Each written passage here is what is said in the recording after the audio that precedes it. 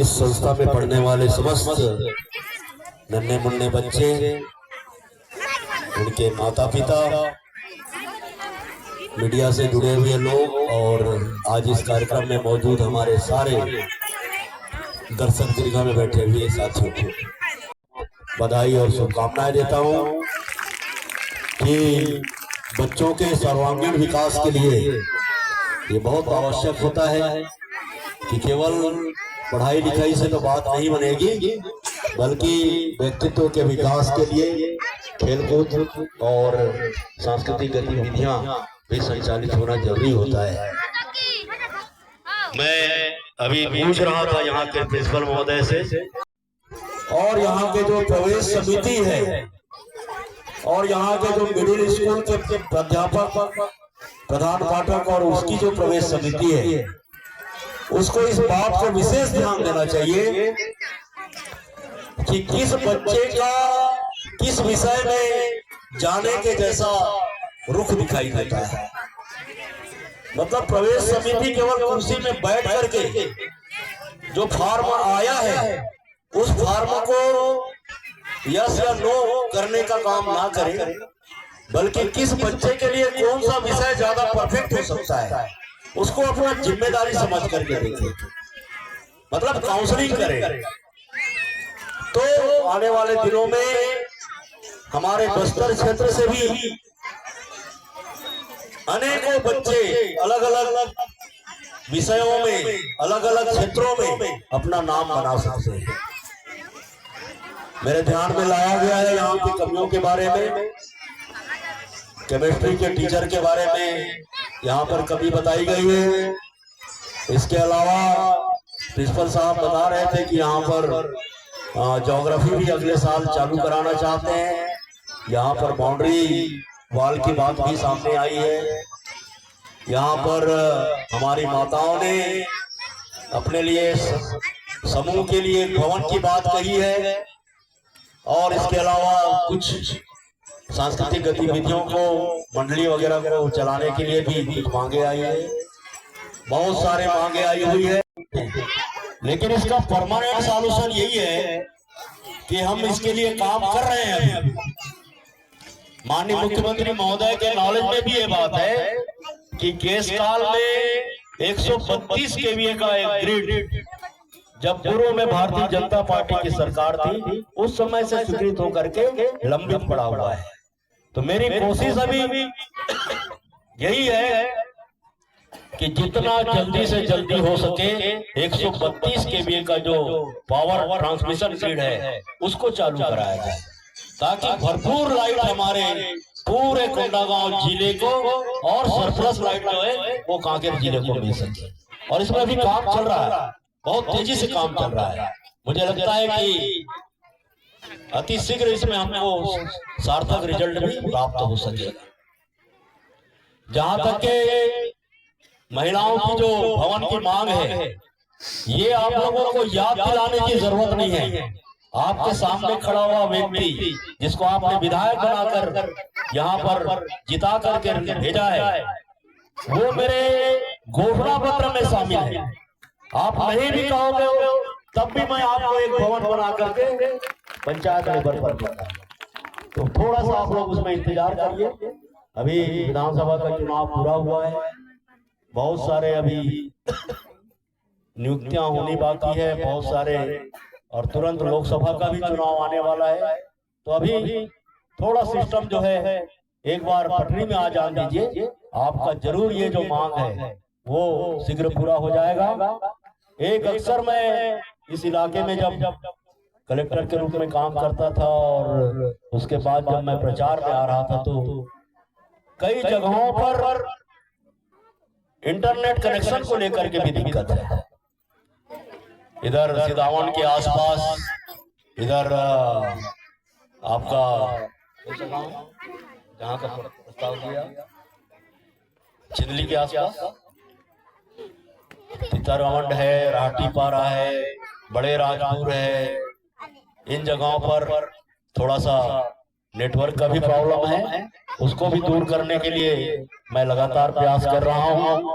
अभी बांसकोट में यहाँ पर 5G इंस्टॉलेशन हो गया है, तो जो लोग 5G मोबाइल चला रहे होंगे उनको तो बढ़िया मिल रहा होगा नेटवर्क, लेकिन जो 4G चला रहे हैं या फिर 3G चला रहे हैं उनको थोड़ा सा अभी दिक्कत होगा, वो भी अपडेट हो जाएगा कुछ समय बाद।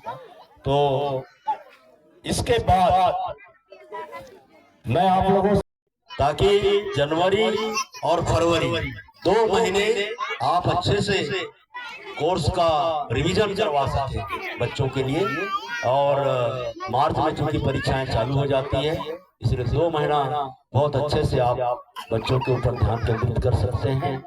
मैं यहाँ पर जितने भी पालक गण यहाँ पर आए हुए हैं उन सब से मैं कहना चाहता हूँ कि आप आत्मानंद सिस्टम से जो पढ़ाई चल रही है उससे आप संतुष्ट हैं कि नहीं? हाथ उठा के बताइए। बच्चों को अंग्रेजी माध्यम से पढ़ाई कराना चाहिए या नहीं कराना चाहिए? आप यहाँ के पढ़ाई से संतुष्ट हैं? अपने बच्चों से पूछते हैं स्कूल में कैसे पढ़ाई चल रही है? आपके बच्चे घर जाके बताते हैं कि क्या पढ़ा आज? एक बार जरूर पूछना। खास करके गांव के इलाके में हम लोग जब छोटे बच्चे हुआ करते थे तो सियान लोग, जो लोग पढ़े भी नहीं रहते थे, अनपढ़ भी रहते थे, लेकिन घर पहुंचते ही पहला सवाल उनका यही रहता था, एक कनी रुक तो काका पढ़े आपको बता।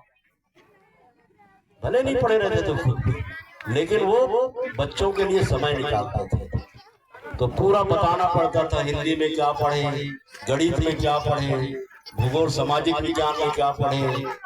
तो वैसा आप लोगों को भी करना चाहिए।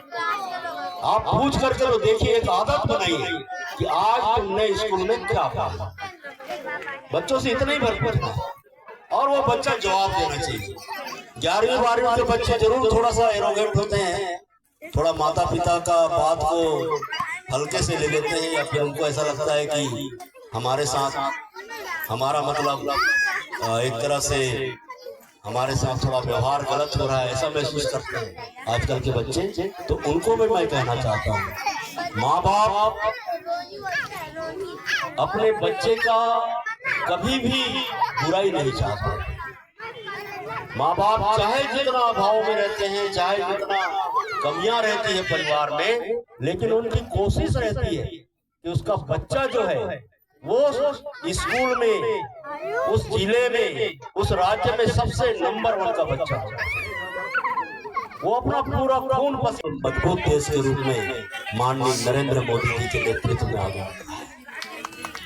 आप सब जानते हैं ये जो भारतवर्ष है, भगवान राम की जो भूमि है, यहाँ पर 500 साल तक हमने हमारे भगवान को बंदिश में रहते हुए देखा है, और 22 जनवरी के बाद हमारा ये जो भारतवर्ष है पहली बार धार्मिक रूप से स्वतंत्र हुआ है। और हर घर में, हर परिवार में, हर समुदाय ने अपने घरों में उस दिन दिवाली जैसा दीपोत्सव का उत्सव मनाया। इसके लिए मैं आपके लिए जोरदार ताली बजाने का आग्रह करता हूं। आप सब लोगों को मैं बहुत बहुत धन्यवाद देना चाहता हूं, और आपसे यही निवेदन करना चाहता हूं कि आने वाले दिनों में इस देश को और तरक्की करने के लिए, इस देश में उत्तरोत्तर उन्नति करने के लिए, हमारे बच्चों के विकास के लिए, हमारे युवाओं के विकास के लिए, हमारी माताओं के विकास के लिए, और देश के स्वाभिमान और देश की संस्कृति को मजबूत करने के लिए माननीय नरेंद्र मोदी जी के नेतृत्व में हमको इस देश को आगे बढ़ाना है। इसके लिए संकल्प लेने की जरूरत है। तो इतना ही कह करके आज के इस आयोजन में आप सब लोग यहाँ पर आए। अभी कुछ ही दिन पहले हमने विकसित भारत संकल्प यात्रा गांव-गांव को भेजा था। माननीय नरेंद्र मोदी जी की जो गारंटियां हैं कि 10 लाख तक के आपको इलाज की व्यवस्था होनी चाहिए, हर मकान जो है पक्का मकान होनी चाहिए, हर घर में साफ पीने का पानी होनी चाहिए, हर घर में बिजली होनी चाहिए, हर गांव तक पहुंचने के लिए पक्का सड़क होनी चाहिए, और आने वाले 5 साल तक के राशन दुकान से निःशुल्क चावल की व्यवस्था होनी चाहिए। इतनी सारी बातें हमने विकसित भारत अभियान के माध्यम से लोगों तक के पहुंचाने का काम किया है। मैं आशा करता हूँ, आप लोगों को विश्वास दिलाता हूँ। कई लोग बोलते हैं, खड़े रहते हैं ऐसे भीड़ में, तो यार हम तो टेका हमला वोट नहीं दे रहे हैं, हमारी बात वो सुनी कि नहीं सुनी। तो मैं उमर यही समझाना चाहता हूँ कि तुम्हारा वोट देव या नहीं देव, वो चुनाव के पहले के बात है। चुनाव के बाद में तुम्हारे सबके विधायक जतिक अधिकार जमन वोट दे तेमन है, उतिक अधिकार जमन मोला वोट नहीं दे तेहू मन है। इसलिए घबराना नहीं है, अपन बात का सीधा आकर के बताना है। मैं इतना ही कह के इस समिति को, यहाँ के आयोजन को अपनी ओर से बहुत शुभकामनाएं देता हूँ। और आपने जितने भी ये मुझे